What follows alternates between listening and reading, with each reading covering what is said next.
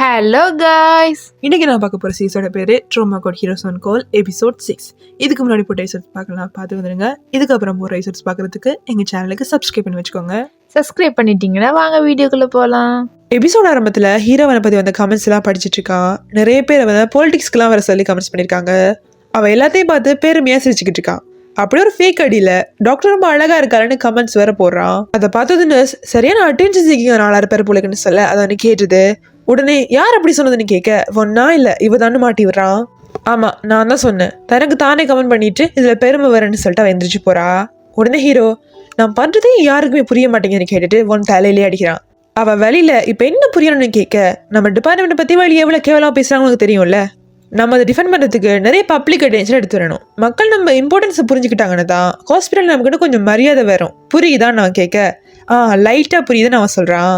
புரியுதுல, இந்த ஆப்ரேஷனோட மேஜர்னா நீ கேப்டன், நர்ஸ் அவ தான் சர்ஜன்னு சொல்ல அவளை காட்டுறாங்க. அவ தண்ணி வரலன்னு வாட்டர் கேனை போட்டு குத்தி உடைச்சிட்டு இருக்கா. அதை பார்த்ததும் ஆனா இவளை பப்ளிக் மட்டும் பார்த்துக்காம வச்சுக்கோன்னு ஹீரோ சொல்றான். இங்க டீனை காட்டுறாங்க. ட்ரோமா கோட்டுக்கு எக்ஸ்ட்ரா ஃபண்டிங் கொடுக்குற ஃபார்ம்ல அவர் ஸ்டாம்ப் குத்த ரொம்ப யோசிச்சுட்டு இருக்காரு. ஹீரோ அப்படியே ஒரு கையை பிடிச்சி ஃபோர்ஸ்ஃபுல்லா வைக்கிறான். அப்படியே ரொம்ப தேங்க்ஸ், எங்க சென்டருக்கு நீங்க இன்னும் ஸ்டாஃப் கொடுத்ததுக்கு அப்புறம் ஃபுல்லா உங்களுக்கு தேங்கி பார்ட்டியே கொடுக்குறேன்னு சொல்றான். அவர் ஷோக்காகி ஃபுல்லா ஸ்டாஃபா உனக்கு இதுவே பெருசுன்னு சொல்ல ஹீரோ உடனே மினிஸ்டர் கால் பண்றான். நீ என்ன மிரட்ரியான்னு அவர் கேட்க ஆமா நான் சொல்லிட்டு போனை கொடுக்குறான். அதுல மினிஸ்டர் வெளியே ட்ரோமா கோட்டை பத்தி நல்ல ஒப்பீனியன் வந்திருக்கு, அவங்க கேட்கறதெல்லாம் கொடுத்துருங்கன்னு சொல்றாங்க. அப்படியே கட் பண்ணா டீன் டாக்டர் பார்க் கிட்ட trauma centre posting staff ready பண்ண சொல்றாரு. அதுக்கு அவரு அங்க ஏற்கனவே நிறைய போஸ்டிங் காலியா தான் இருக்கு, யாருமே வர மாட்டேங்கிறாங்கன்னு சொல்ல எனக்கு பைத்தியம் பிடிக்கிற மாதிரி இருக்கு. ஏற்கனவே போன காசு பார்த்தாதுன்னு இந்த வாரம் மட்டும் 5 தடவை ஹெலிகாப்டர் யூஸ் பண்ணிருக்காங்க. என் மேல அவனுக்கு என்ன காண்டுன்னே தெரியலன்னு அவர் புலம்பிட்டே வர டாக்டர் பார்க் ஆமான்னு சொல்லிட்டே வராரு. டீன் இங்க நான் புலம்பிட்டு இருக்கேன், நீ இன்ட்ரெஸ்டே இல்லாம ஆமான்னு சொல்லிட்டு இருக்க. நம்ம 2 பேரும் சேர்ந்தானே அவரை அடிக்கணும். ஒருவேளை இதே மாதிரி பணம் போயிட்டே இருந்துச்சுன்னா என் வேலை போயிடும். நீ டீன் ஆகலான்னு பாக்குறியான்னு அவர் கேட்க ஐயோ அப்படிலாம் இல்ல டீன்னு அவர் சொல்றாரு. இந்த ஹாஸ்பிட்டலே நீ தான் சேலரி அதிகமா வாங்குற, பணம்லாம் லூஸ் ஆயிட்டே இருந்துச்சுன்னா உன்னைத்தான் முதல்ல வேலையை விட்டு தூக்குவேன். டீன் வாங்குற ஆசையை விட்டுட்டு முதல்ல உன் வேலையை காப்பாத்திக்க பாருன்னு சொல்லிட்டு அவர் போறாரு. டாக்டர் பார்க் அப்படியே பல்ல கடிச்சிட்டு இருக்காரு. அப்படியே அவர் கோமா அவரோட ஆஃபீஸுக்கு வர அங்க டாக்டர் கிம் வெயிட் பண்ணிட்டு இருக்காரு. எப்ப பார்த்தாலும் என்ன அடி மாதிரி ட்ரீட் பண்ணிட்டு இருக்கான், கொஞ்சம் விட்டா என் தலைக்கு மேல உட்காந்துருவான் போலன்னு புலம்பிட்டு அவர் உள்ள வர டாக்டர் கிம் என்ன ஆச்சுன்னு கேட்கிறாரு. ஹீரோவால நம்ம டீனுக்கு பைத்தியம் பிடிச்சிருச்சு, அவன் பட்ஜெட் அவர் அதிகமாக சொல்லி கேட்டிருக்கான்னு அவர் சொல்ல டாக்டர் கிம் அவர் அப்ரூவ் பண்ணிட்டாரான்னு சிரிச்சுக்கிட்டே கேட்கிறாரு. டாக்டர் பார்க் ஷாக் ஆகி அதுக்கு நீயே சிரிக்கிறேன்னு கேட்க அவர் உடனே சமாளிச்சு அது இல்ல ட்ராமா கோல்ல நஷ்டம் வரதுலாம் நார்மல் தானே, எப்போ நடக்கும்னு நம்மளால சொல்ல முடியாதுன்னு சொல்றாரு. ஹாஸ்பிட்டல் நஷ்டத்துல போறது உனக்கு அவ்வளவு ஜாலியா இருக்கா, உன் பொண்ணை காப்பாத்தினான்னு ஏதாவது மனசு மாறட்டியான்னு அவர் கேட்க கிம் உடனே பதறி போய் நம்ம 20 வருஷம் ஃப்ரெண்ட்ஷிப்பை விட்டுட்டு அவன் பின்னாடி போயிடும் நினைக்கிறீங்களா, என்னை பத்தி அதான் நினைச்சு வச்சிருக்கீங்களா அப்படின்னு கேட்டுட்டு அங்க இந்த எஸ்கேப் ஆயிராரு. அவர் போனது டாக்டர் பார்க் இவரை வர வச்சுக்கிட்டு என்ன பண்றதுன்னு தெரியலன்னு சொல்ல பின்னாடி ஹெலிகாப்டர் பார்க்க சத்தம் கேட்கிட்டு அவர் அப்படியே கோமா வந்து ஜன்னலை திறந்து சத்தம் போனா போங்கடான்னு கத்துறாரு. இங்க ட்ராமா கோட்ல புதுசா ஒரு பேஷண்ட் கொண்டு வராங்க. கூட்டிட்டு வந்த ரெஸ்கியூ ஆஃபீஸர் 2 பேரும் இங்க வேலை செய்யறவங்களுக்கு இது கஷ்டம்னு அவங்களே பேஷண்ட் சொந்தக்காரங்களுக்கு ஃபோன்லாம் பண்ணி அட்மிஷன் ஃபார்ம்லாம் ஃபில் பண்றாங்க. ஆப்ரேஷன் ஸ்டார்ட் ஆகுது. அங்க புதுசா ஒரு நர்ஸ் வந்து சேர்ந்திருப்பாங்க. அவங்களுக்கு என்ன பண்ணுறதே தெரியல. ஹீரோ அதை பார்த்ததும் புதுசா ஸ்டாஃப் கேட்டா வேணும்னு அப்படி வேலை செய்ய தெரியாதவங்களை அனுப்பியிருக்காங்கன்னு கோவப்படுறான். இங்க ஜியோங் டிஸ்சார்ஜ் ஆக ரெடி ஆயிட்டு இருக்கா. டாக்டர் கிம் உள்ள வந்து அவளை ஒரு வேலை செய்வனான்னு சொல்லிட்டு அவரே ட்ரெஸ் எல்லாம் எடுத்து வச்சுட்டு வெளியே கூட்டிட்டு வராரு. வெளியே டாக்டர் பார்க் எங்கேயும் வேகமா போயிட்டு இருக்க, இவர் எங்க இந்த நேரத்துல பண்றாருன்னு சந்தேகப்பட்டு அப்படியே அவரை ஃபாலோ பண்ணிட்டு போறாரு. ஃபயர் சர்வீஸ்ல ஒர்க் பண்ற ஒரு பெரிய ஆஃபீஸர் அங்கதான் அட்மிட் ஆயிருப்பாரு. அவரை பார்க்கத்தான் டாக்டர் பார்க்கும் வந்திருக்காரு. அவங்க 2 பேரும் பேசுறத டாக்டர் கிம் ஒளிஞ்சு நின்று பார்த்துட்டு இருக்காரு.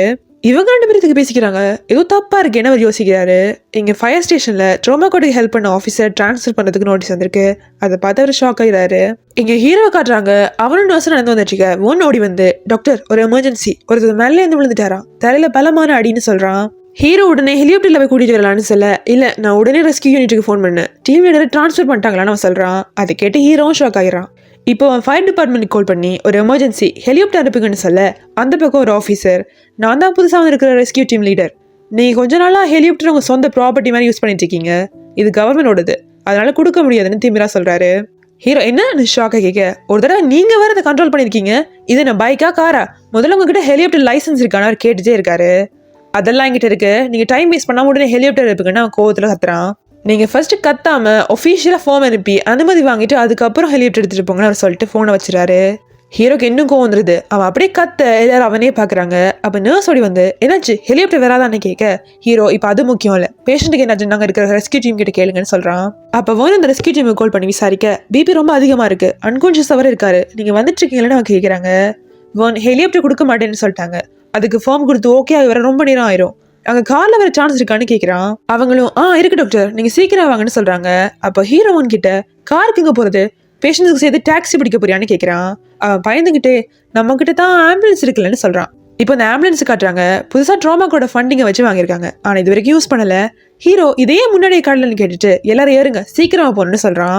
இப்போ ரோட்ல இந்த ஆம்புலன்ஸ் போறதை காமிக்கிறாங்க.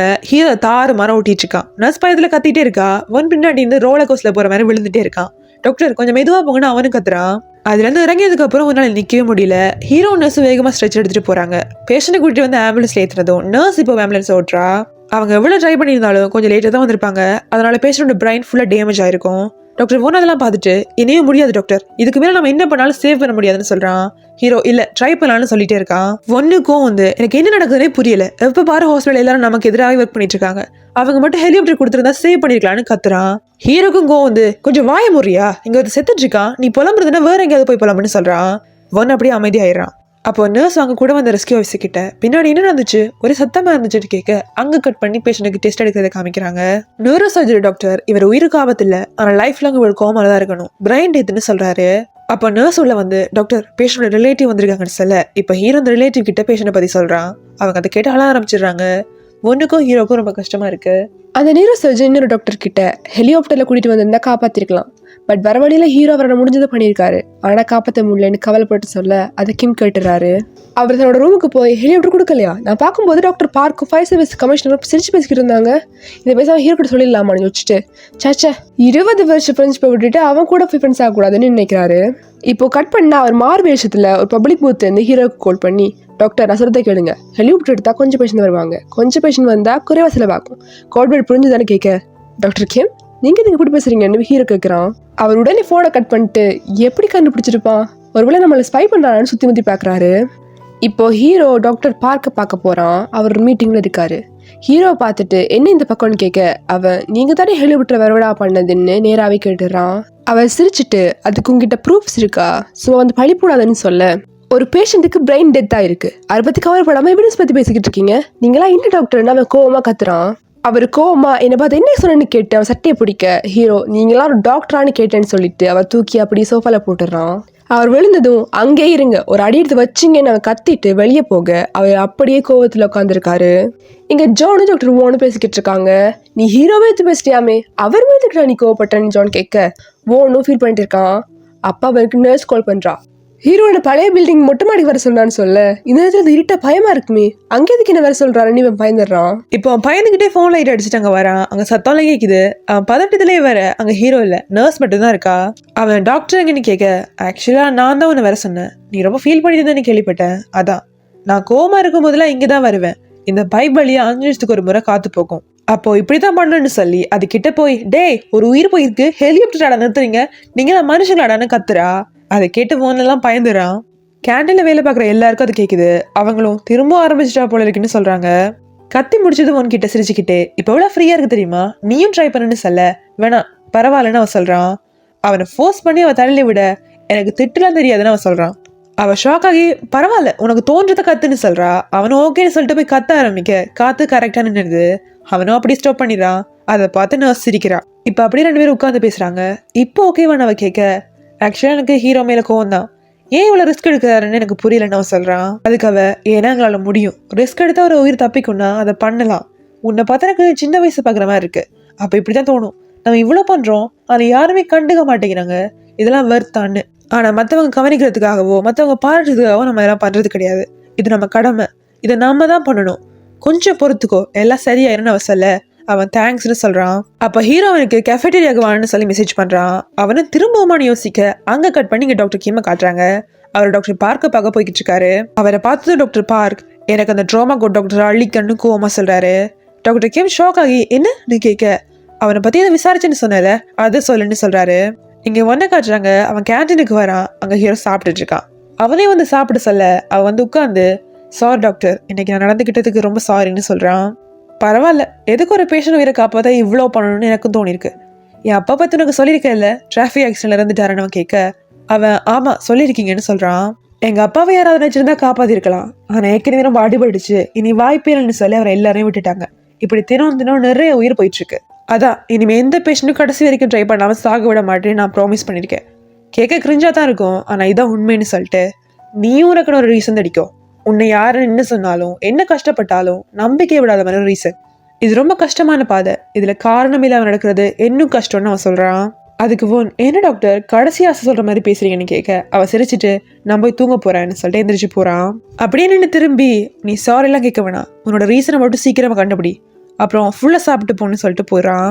எங்கள் டாக்டர் பார்க்க காட்டுறாங்க. அவர் டாக்டர் கிம் கிட்ட ஏன் சொல்ல மாட்டேன், நீ தானே அவனை பற்றி இதை கண்டுபிடிச்சிட்டேன்னு சொன்ன, அதையே சொல்ல மாட்டேங்கிற, அவன் கூட போய் ஏதாவது சேர்ந்துட்டியான்னு கேட்க அவரு அப்படிலாம் இல்லை டாக்டர், இந்த முறை மட்டும் விட்டுருங்களேன், நான் இவ்வளோ நாள் உங்க கூட தானே இருக்கேன்னு அவர் சொல்றாரு. அதான் நானும் கேட்குறேன், இவ்வளோ நாள் என் கூட தானே இருந்த, உனக்காக உன் டிபார்ட்மெண்ட்டுக்கு நான் எவ்வளோ ஃபண்டெல்லாம் கொடுத்துருக்கேன், ஆனால் நீ இப்போ ரொம்ப மாறிட்டேன், ட்ராமா கோட்டுக்கு அப்படி எக்ஸ்ட்ரா ஃபண்ட் கொடுக்குறதுன்னு யோசிச்சுட்டு இருந்தேன், உன் டிபார்ட்மெண்ட் பண்ணதை தான் எடுக்கணும் போலேன்னு அவர் சொல்ல டாக்டர் கிம் ஷாக் ஆகி நீங்கள் இவ்வளோ கேட்குறதால நான் சொல்லத்தான் வேணும்னு சொல்கிறாரு. அப்படி வா வலிக்கு சொல்லு, அவனோட வீக்னஸ் என்னன்னு அவர் கேட்க டாக்டர் கிம் யோசிச்சுட்டு உங்ககிட்ட சொல்ல முடியாதுன்னு சொல்றாரு. டாக்டர் பார்க் கோவமா அவர் சட்டையை பிடிக்க நீங்களே சொல்லுங்க, என் பொண்ணு வாழ்க்கையை அவன் காப்பாத்திருக்கான், அதை எப்படி நான் மறக்கிறது, நம்ம 20 வருஷமா ஃப்ரெண்ட்ஸா இருக்கோம், ஆனா நீங்க அவளை பார்க்க கூட வரலன்னு கோமா சொல்லிட்டு அங்க இருந்து போயிடுறாரு.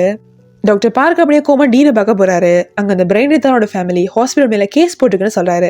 டீன் உடனே ஐயோ நம்ம ஹாஸ்பிட்டல் மானே போகுதுன்னு பயப்பட இதுதான் கரெக்ட் டைம், எல்லா பழியும் ஹீரோ மேல போட்டுட்டு அவனை ஒரேடியா அனுப்பிடலான்னு டாக்டர் பார்க் சொல்றாரு.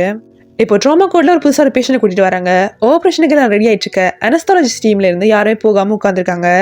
ஜான் நான் போறேன்னு கிளம்ப அவன் மேல காஃபி கப் அளவு அடிச்சுட்டு யாரும் போகக்கூடாதுன்னு சொல்றேன், எங்க போறேன்னு கேட்க அவன் அப்படியே முறைச்சு பார்த்துட்டு நிக்கிறான். இங்க ஹீரோ அந்த பேஷண்ட் ஸ்ட்ரக்சர்ல வச்சு ஆப்ரேஷன் தியேட்டர் கூட்டிட்டு போக சில செக்யூரிட்டி கார்ட்ஸ் ஹீரோ தடுக்கிறாங்க.